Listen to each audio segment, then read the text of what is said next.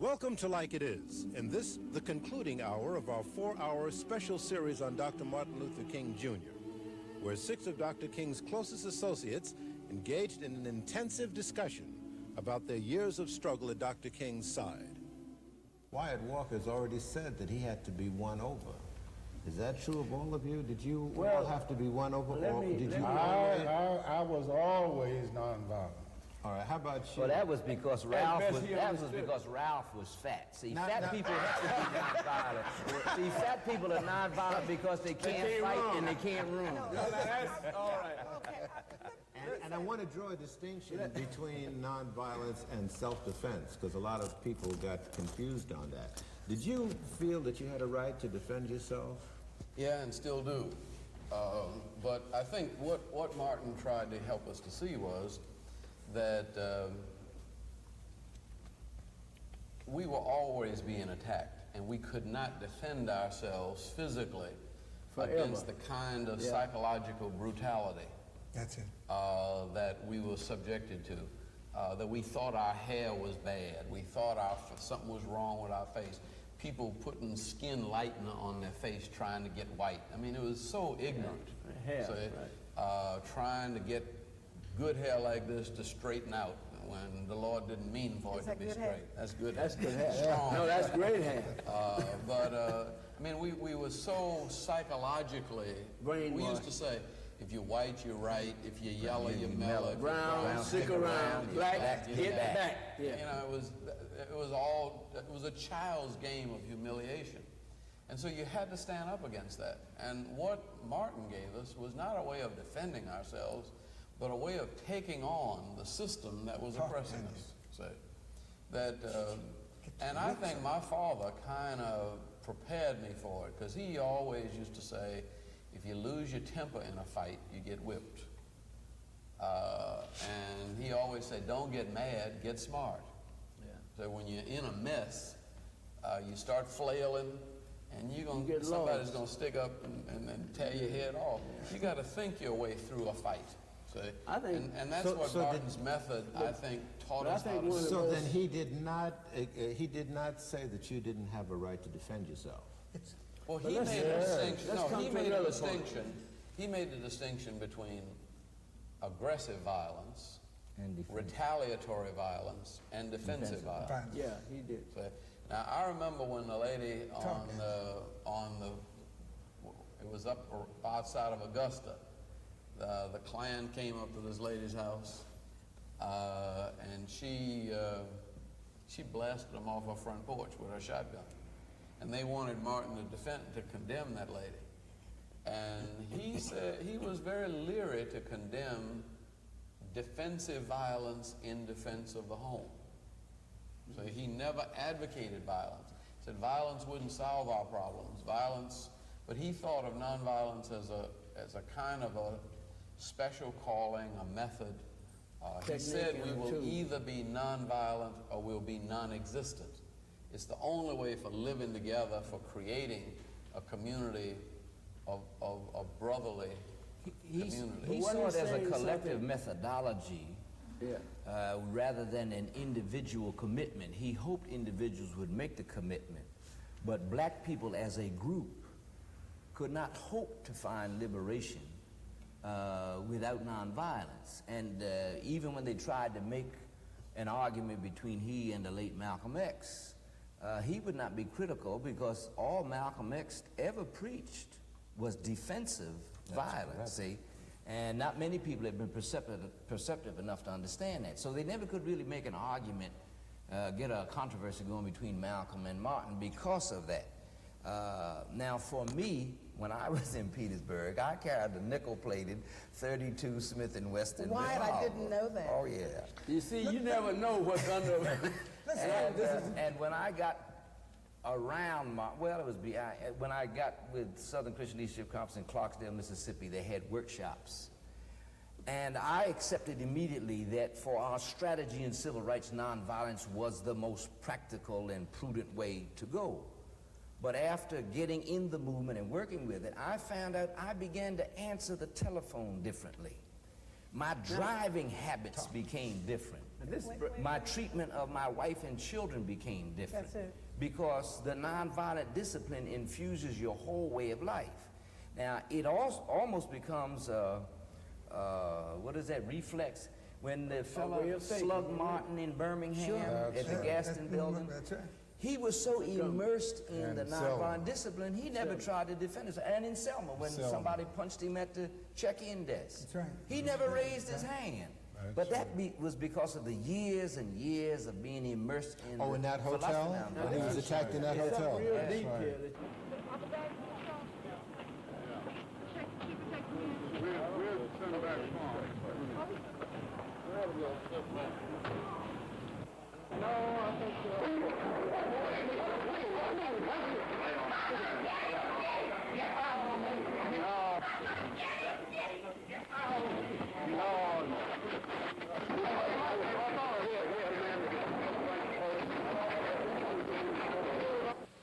Are you injured in any way? Do you feel any I don't bruises? think so. I just feel a slight headache, and I'm sure that'll pass away shortly.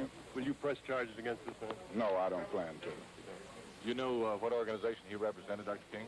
He said he was the states' rights party. The first words he said, don't bother him, don't bother him, don't bother him, pray for him, love him. You know, he believed that, and I believe, that we are not ever without spiritual resources Now you're getting to to defend Deep. ourselves. Go deep. If we grow and develop, Now isn't that what the we Lord has been saying? always will have the spiritual resources. To possess your And soul. he said, if you have to take decide between violence and cowardice, Then I would suggest that you select being violent. That's right. But He said that. Oh, yes, Oh, yes. it was his hope that you will develop the inner strength, like a Jane Pittman, the inner strength to walk in the mob, just like I had to walk in the mob in Philadelphia, Mississippi, and Dr. King was there, and former sheriff, deputy sheriff, Mr. Price, and you will recall, and said, Dr. King said, it may be that the murderers are right here in this crowd. And some man behind said, you damn well, they're right behind you right now. Rainer said it. Said, yeah, I'm right behind you. Said, yeah. And brother, and I was here speaking, they all standing behind me.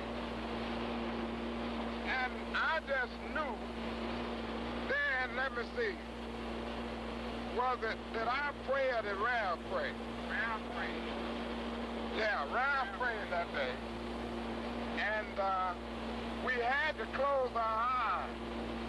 And I just knew then that they were just going to burn our never did.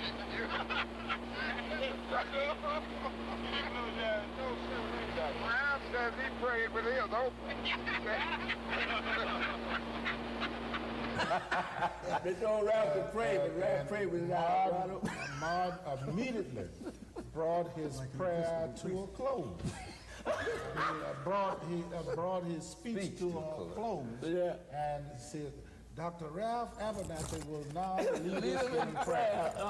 And I prayed with my eyes Wide open. wide open. Well, there was a more. Dr. Abernathy, you wouldn't have allowed anybody to beat up Martin Luther King, would you? Well, let me answer that. Let me answer that as it happened, okay? Is because here again is what Wyatt's saying, is that when you become nonviolent, It becomes a part how of does you. the protection come? I remember St. Augustine, Florida. We get off the plane in Jacksonville, all right? Because there was no planes going into St. Aug itself. Get off Jacksonville.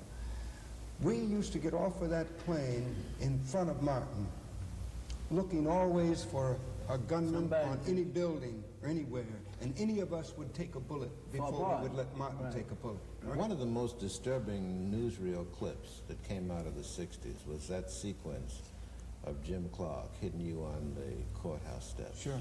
You can turn your back on me, but you cannot turn your back upon the idea of justice. You can turn your back now and you can keep the club in your hand, but you cannot beat down justice.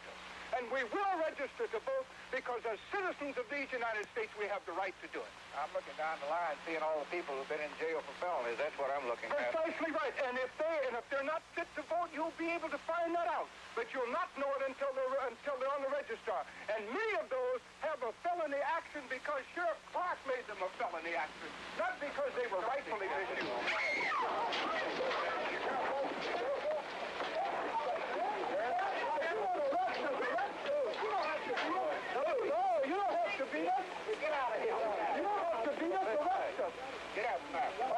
If we're wrong, don't beat us. If we're wrong, arrest us, but don't beat us. Stand up. Stand up. Now clear out of here. If we're wrong, arrest us. Get into the gospel. If we're wrong, arrest us. If we're wrong, arrest us. Arrest us if we're wrong. Don't push us away. Arrest us if we're wrong. Okay, that's right. I'm going to shoot it. I have the privilege to vote. You beat me in the side and then hide your blow. Well, go on. So I don't need to leave. We have come to register to vote. You beat us but refuse to register us. What kind of people are you? What was it that kept you from getting up off that pavement? Was it that you thought he had more firepower? No, it had nothing to do with it. Did you make a tactical or theological decision not? Sure, but it was already made before that happened. That's what you have to see. If CT had not taken that blow, we might not have had a Voting Rights Act. That's right. The other thing is, if CT had come up swinging, he would have nullified Everything they did. That's the moral Not mine. predicament of being there with helpless black people. Right. The other thing is, he took the blow by himself. If he had fought back, Jim Clark's deputies would have waded into those women and children and destroyed them.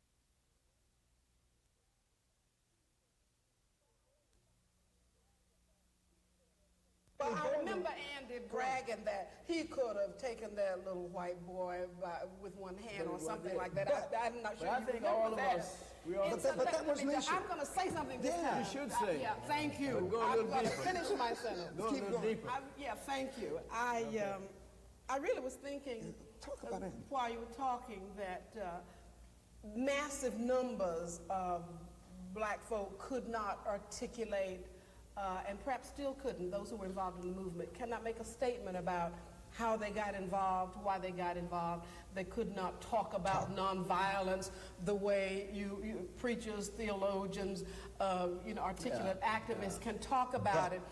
But that something did happen that they can't put in words to really, that's why they got in the marches, that's why they participated. They could identify at a very, very deep level with what Dr. King was articulating for them and for us. And maybe that's also what happened to you and us as leaders, Dorothy, that we could identify. Can we take it to And, the ultimate? and also that this, that we looked up, it happened to me, I know, in Petersburg, Wyatt, in the very early days, walking with a picket sign. I could not have told anybody why I was picketing, really. I couldn't have put it in words, but I was starting to feel something in the middle of the movement there in Petersburg, and knowing that somehow we were on the right course. But when a black man asked me in front of the dime store, "Lady, ain't you got a table at home?" I remember putting down my picket sign and explaining to the man and trying to help him feel that we had a right to do what we were doing, and if his wife were downtown shopping, wouldn't he feel insulted if she couldn't use the restroom or stop to get a cup of coffee or whatever. So I just wanted to talk about how I think massive numbers of people grew into an understanding, Right. even though they could not articulate it. Do you remember- They grew into an understanding of nonviolence. Do you It just remember sort of the youngsters happened to us. in Petersburg, the high school kids? We had rehearsed them and given them classes. And we Yes. told them how important it Yeah. was. In fact, at your house we did one of the workshops Yes, up on we West did. Street. Yes. And they went down, got on the line, and they were so angered by the jeers that they came and took their signs off and told Dorothy that they just can't do it. They had to find something else to do. But that if they stayed on the picket line, they would respond, and that they knew that would spoil the demonstration and nullify our effort. So that they did have a grasp of the importance of both the strategy and the discipline itself. And we've seen that over and over again. You all have not mentioned that fearful whipping I took in Monroe, North Carolina. Or in Birmingham, Alabama. There's no remission of sins without the The shedding shedding of of blood. innocent Let's blood. get to that. People ought to Innocent know blood. this. Martin Luther King's death produced more change in America than Than any. all the killing we could have done. That's right. So, I mean, we would have been enslaved if there had been any white people killed in Birmingham.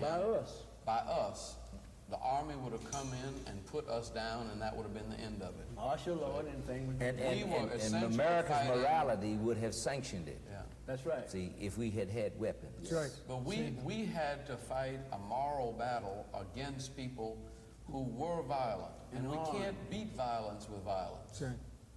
You That's know, what King Martin taught. said an eye for an eye and a tooth for a tooth leaves everybody blind Eye, and toothless. blind, tooth. So, and that you have to break that chain of violence through nonviolence to show America a more excellent way. Right, That's that's what it. Jesus was talking about. Now, Let me give you the spiritual nature of this again. Michael said, I call him Michael so often. Michael said, there is power in redemptive suffering.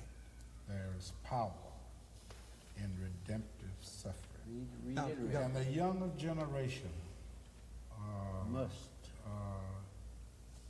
who was not born at this particular time that Martin Luther King lived and who is viewing this program, they do not know how we had to suffer, but they do not know how much we believed in nonviolence. And pray.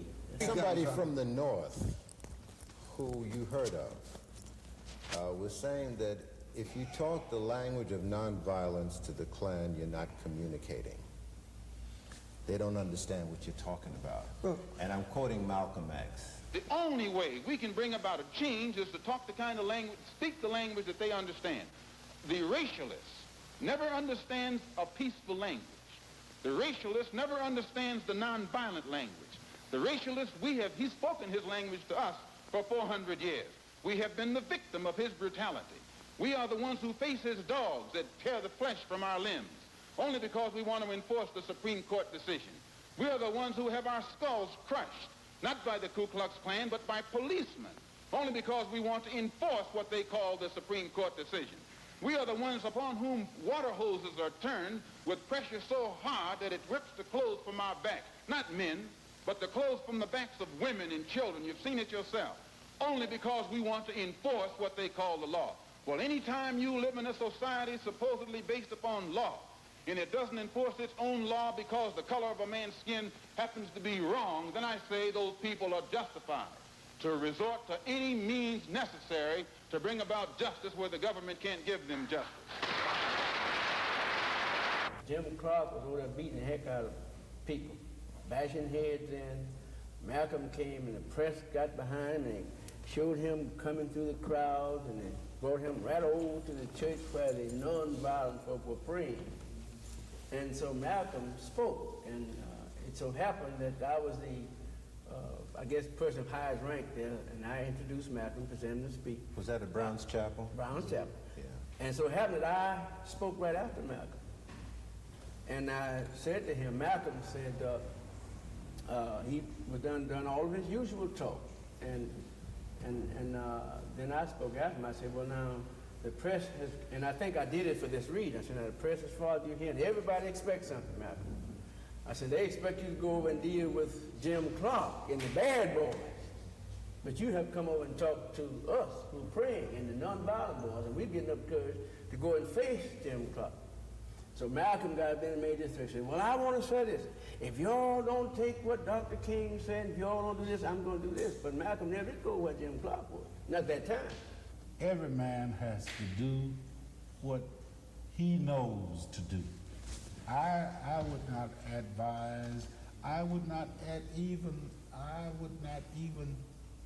try to tell the South Africans how to fight back during this crucial moment.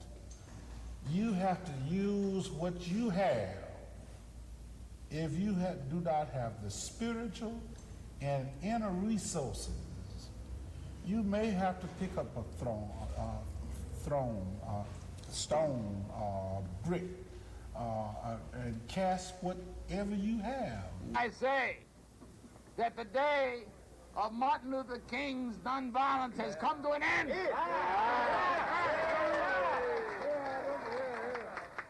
Wonderful, wonderful. Go ahead. I'm an old black brother whose father was a branded slave, whose daddy was born the day that Robert E. Lee surrendered at Abernathy Courthouse on April 19th in 1965. And I never agreed with nonviolence completely. And I told Martin Luther King that 2 months ago, and he denied it. But I got 3 witnesses right here in this audience who were there when he said, my day's finished. Yeah. Martin Luther King came to Bimini to tell me, my day's finished. I don't know what Congressman Powell meant at that point. I have talked with him recently, but in no way did I give an indication that I was reversing my philosophy on nonviolence. I do feel that as a result of the anger in the ghetto and the refusal of Congress to move, we've got to escalate nonviolence. We've got to make it much more militant, even to the dimensions of civil disobedience if necessary, but it's still nonviolence. I don't think any approach should come into being that will end up destroying life or property. And I am more convinced now than ever before that nonviolence is the most potent weapon available to the Negro in the struggle, and that riots are still impractical as well as immoral in our struggle.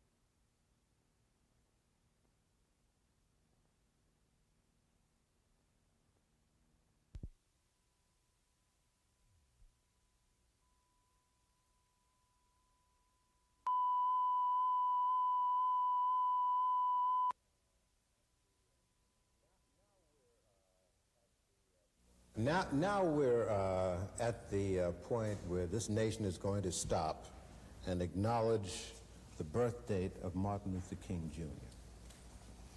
And I guess there must be a note of frustration in all of you that so many young people today don't really know the full story of what went down not too long ago. And some grown people who lived through it, who are black and white, seem to have forgotten. Well, there are two pieces to that, Gil. One is that we have a generation of young blacks who believe that the way things are now, that it's always been that way. And that's a quirk of history.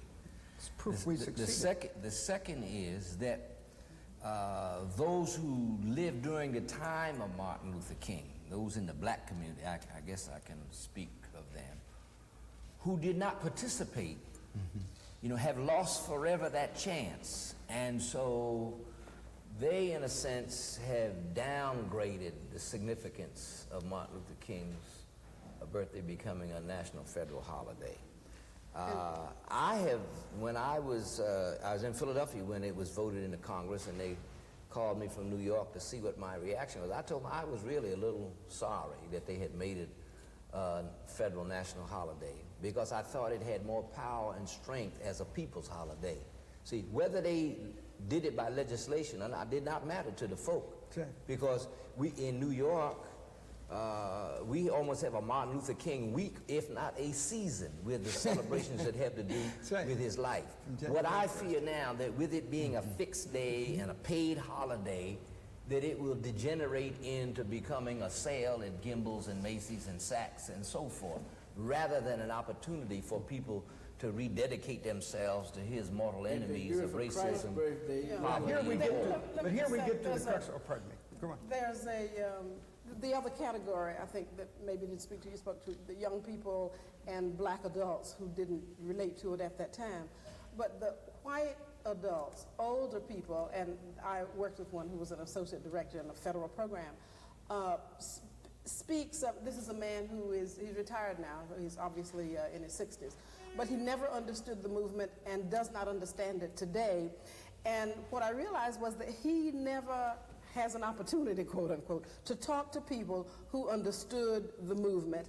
And I think that that almost suggests to me that we have a responsibility maybe to open up the dialogue. Of course, he didn't let it in, but that this very month in 1985, that an adult white person at that age can still speak about riots as though they were synonymous with an organized demonstration in Birmingham, Alabama. He did not then see the difference, and he does not now see the difference. And to me, that poses a special kind of challenge. I see that challenge. And maybe we can use the birthday to begin to ensure that it doesn't degenerate into Macy's and Gimbel's and Rich's sales, but that we open up the dialogue and get programs out there.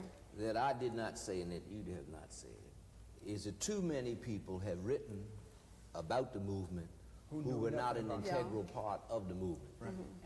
And whatever else we do, the people in this round table need to write their subjective and personal experiences about this historic movement of which we were a part. I've been saying to Ralph, I've told Ralph over and over again, he owes it to America to give us his internal views of this movement, whose titular leader was Martin Luther King Jr. To my recollection, who defines it. The issue is who's going to define Martin King's life, all right? Now, that is the issue. Anytime anyone becomes above the norm, the issue is what happens to the myth of the man, all right? Because the myth has more power than the man if properly handled.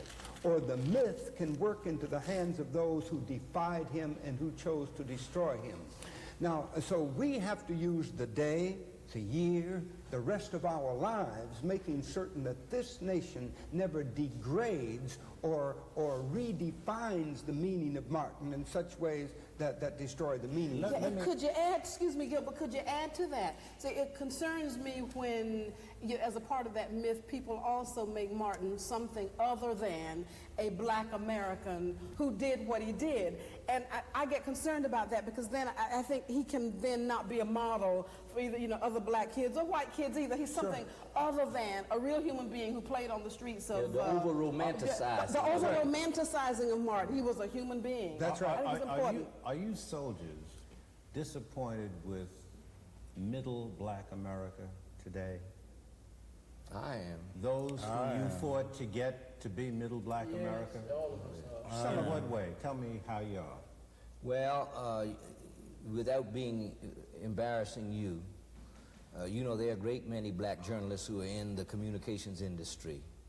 There are few like you, Gil, who pay the kind of price you pay to insist that your show, like it is, I'm saying, but I want you to do I know, but I'm saying this is the fact of the matter. You have never been cagey about saying that if it had not been for this movement, you would not be in the position that you are, and you have maintained that, as you know, at some risk with the communication industry of which you are a part.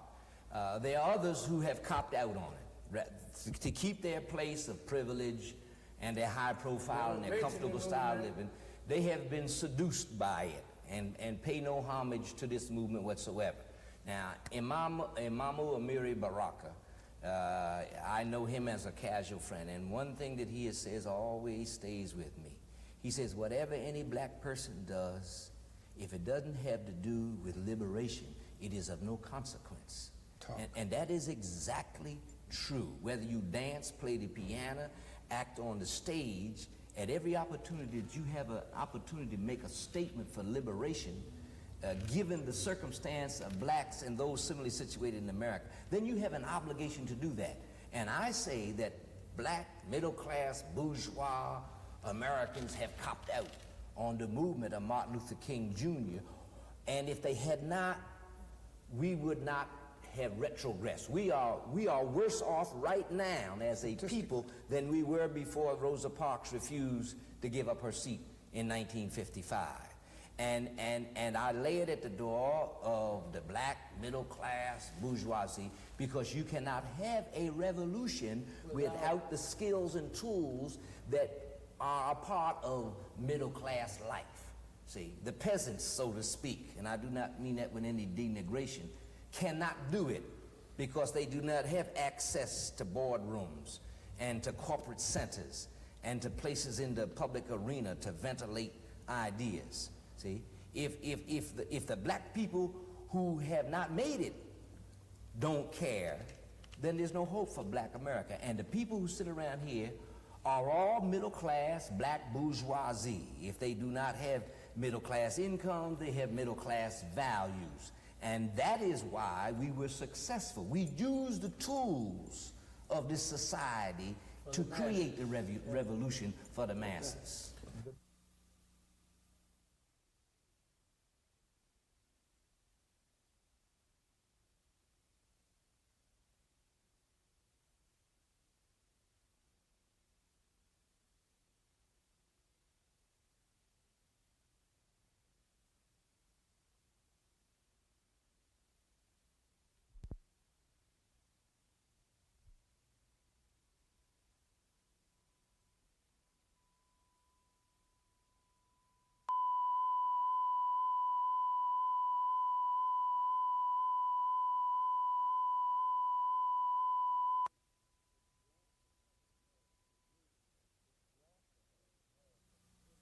The black America, middle class black America,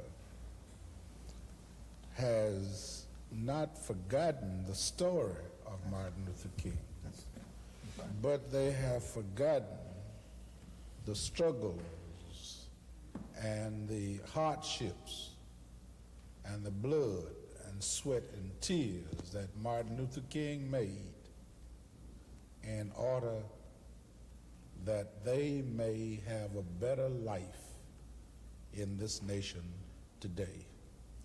And they have forgotten the road over which we have come.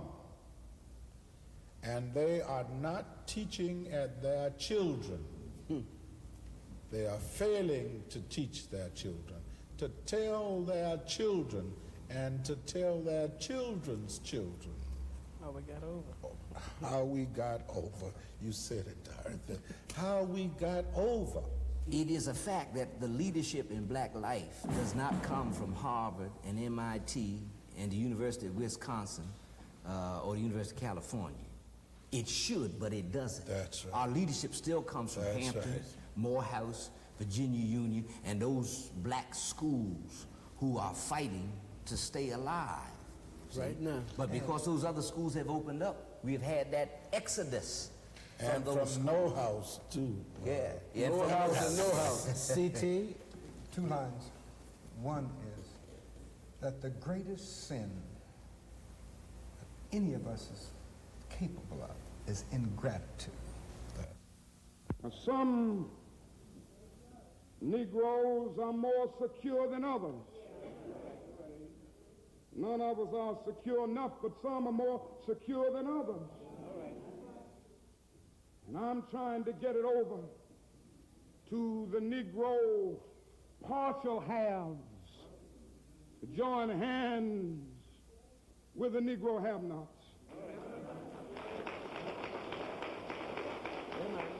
You know, we have too many Negroes who have somehow, through some education and a degree of economic security, floated or kind of swam out of the backwaters, the muddy waters, and they've kind of managed to get out into the fresh waters of the mainstream a little bit. And they've forgotten the stench of the backwaters. Now I hope this will change. I hope that every Negro in this country will be in this movement for the poor. Knowing that all of God's children must have the basic necessities of life.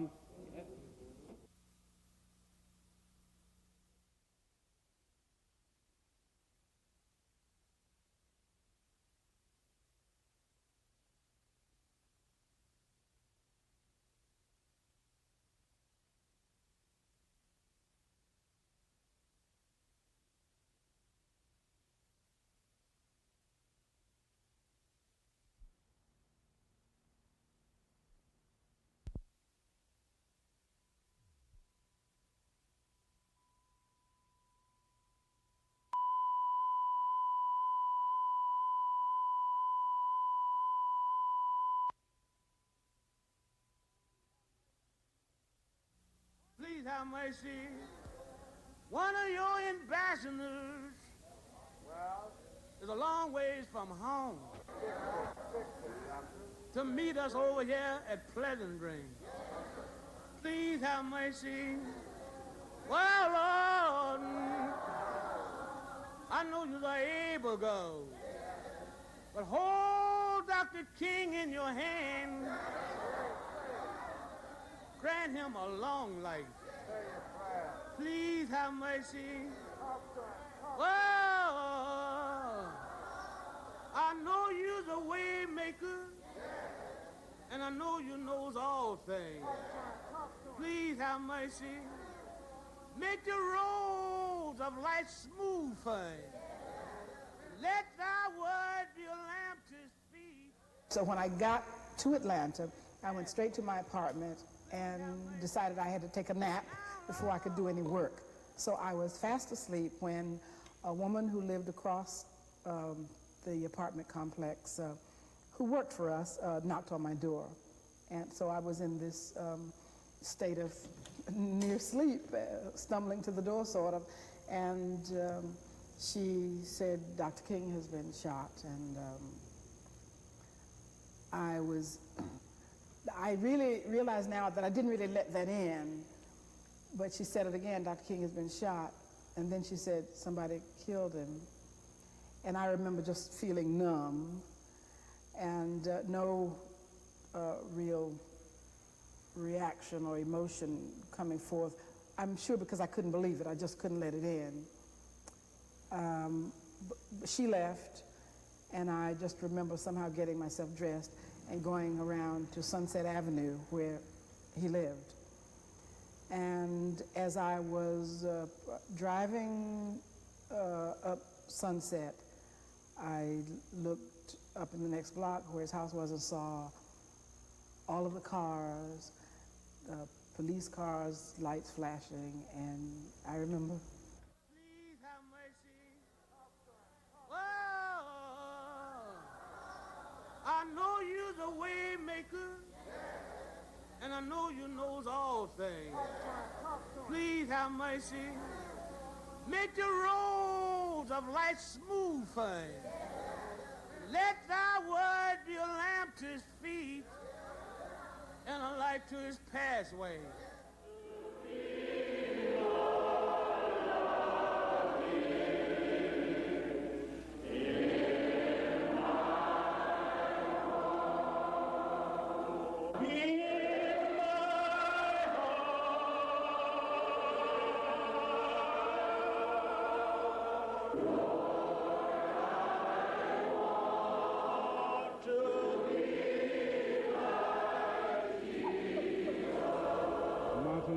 Gave his life there. He poured out his boundless energy in an unrelenting war against racism, violence, and poverty. His last words to the staff were a reaffirmation that only by nonviolence could mankind survive and black people progress. He died here in Memphis. While he lived, he taught us that we should not let violence turn us around. Some look for scapegoats. Others look for conspiracies. But this much is clear. Violence breeds violence. Repression breeds retaliation. And only a cleansing of our whole society can remove this sickness from our souls. Yet we seemingly tolerate a rising level of violence that ignores our common humanity and our claims to civilization alike. We calmly accept newspaper reports of civilian slaughter in far-off lands. We glorify killing on movie and television screens, and we call it entertainment. Man who had, the violent cats that have been saying King is an Uncle Tom, finally saw this man shut down and murdered because of the conditions of the society in which we live. I think that if something isn't positively done, there will be total chaos. The Board of Governors ball, which traditionally follows the awards presentation, will not be held this year. The board's action reflects the deep respect of all Americans for Dr. King and the Academy's sorrow over his tragic death. Whatever your opinion of Martin Luther King, whether you approved or disapproved, our nation died a little last night also. It started dying, and his murder began with our first acceptance of compromise with the law. That compromise ranges from our indifference when some would apply the law unequally to some of our fellow citizens, and it ranges to those who today, black or white, who say it is up to us as individuals to decide which laws will be obeyed and which will be broken. Did any of you, or did all of you, get an opportunity or think about trying to tell him how you felt about him? About him? Yeah. Oh, I wish I could tell him now. Yeah, I don't think. Felt very sad about the I don't fact think that, we ever did verbalize it, but I think. Well, I did. I did. I think our You did? performance. Well, he was with him all the time. Yeah. What did you say to him? Well, it was in Memphis, Tennessee, and violence had broken out that afternoon, and he spent one of the most restless nights because of that violence. We were trying to lead that march, and That the FBI scuttled. That's right. And this was about a week or so before he was assassinated. And Martin just turned and tumbled all night long, calling New York and every city in the country and apologizing and assuming the responsibility because violence had broken out on a march, and that he was, they were saying that violence had broken out. He ordered Jim Lawson to call off the march, but they didn't record that fact, and they were saying that violence had broken out on the march.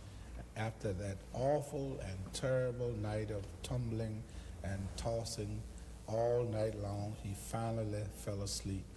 And when I got upstairs back in the room, I just took him and hugged him and said, "Martin, I am so proud of you. You have meant so much to me through the years, but you meant more to me today than ever before. I want you to know that I love you, and I will always love you." And he said, "David, I love you." I love the man. I never met anybody in my whole life, and as has been said here, I always thought, I wish for the moment if somebody tried to shoot him that I'd have the opportunity to be the one to stop the bullet. I mean, that's the kind of reverence that we had for him and that I had for him. It would have been, I wouldn't have had to think about it. Andy, did you ever get a chance to tell Martin how you felt about him? Not really, because he wouldn't let you. He'd cut you off, and he'd think, "I don't need all of that. What do you got? You need to do what I want you to do. You don't answer my mail. You don't do that. You don't need to tell me. If you think a whole lot of me, why don't you go over there and get Bevel and them straight?" And he would make a joke out of it quite often. If you had the opportunity, though, what would you say to him? I would thank him for being very single-minded in his purpose of liberating, or as we adopted as a slogan, redeeming the soul of America. Because he really and truly, through his life and death, gave new life to this country. And I think that's the reason why we have a national holiday. There were, 3 national holidays. George Washington, the founder of the country, Abraham Lincoln, who united the country geographically. Martin united the country racially and spiritually. But Martin is the only one that was able to do it without violence. What did he do for Andrew Young? Well, he did so much. One, he made it possible for me to be a congressman, an ambassador, and a mayor. And I like to say to folk, anybody out here, including you, including these folk on these cameras, wouldn't be here if it hadn't been for Martin Luther King. Dorothy? What would you tell Martin if you could? Well, I think when feelings run very, very deep, putting them in words often sort of messes up the feeling. And if the feeling is really there, somehow it is known. And I know that he loved us, and I know that we loved him. I know he knows that I loved him. It was an unspoken thing, and maybe even expressed on occasion. But he always wanted us with him, and we wanted to be with him. And I would thank him too, because I still, even now, sort of pinch myself, figuratively speaking, when I think about that little 3-room shack of a house that I lived in as a small child, and having gone from that little house on Greenleaf Street in Goldsboro, North Carolina, to Oslo with Martin to get the Nobel Prize for Peace. And I'm glad that I had an opportunity to be a part of this fantastic thing that he did for not only this country, but for the world. Every good work comes from God. I believe every good life comes from God as a gift to this world to make light for. Where there is light, the darkness can at least be addressed and maybe overcome. And if I had to talk to Martin today, and we had differences, never to the point where we would dislike or be separated. I think I would say to him, thank you and God bless you for helping to make God real in our generation. And I would also say to him that I would to God that this nation would make it a required reading of every school child, every college person, every high school, the life that Martin lived and what he was trying to say. Because most people don't know that Martin addressed all the fundamental issues of life, both national and international. Most people still don't know who Martin King was, and we'll be learning it a long time. So I would just simply say thank you. I think he made, through his life, and I've been trying to get this point when I was saying go deeper, that Martin lived in some place, even Isaiah, he sat where they sat. He walked where they walked. Poor folk. No class with somebody. And I'd have to say to him, thank you for making the faceless to be seen, and for giving opportunities to those who had no hope.